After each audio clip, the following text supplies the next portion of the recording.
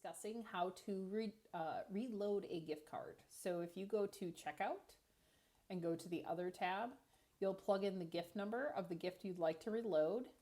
You can add the amount to it. So let's say $50, and you'll just go ahead and click add to ticket. It's going to confirm that that existing card in use, you would like to add money to it. You just go ahead and click OK. And then when you go to payments, select your payment method and apply.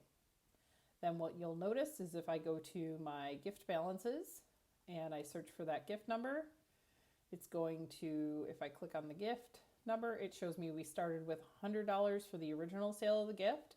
Then it was used for $31.50. And then we reloaded it with another $50, which means the current balance is $118.50. Thank you for watching and have a great day.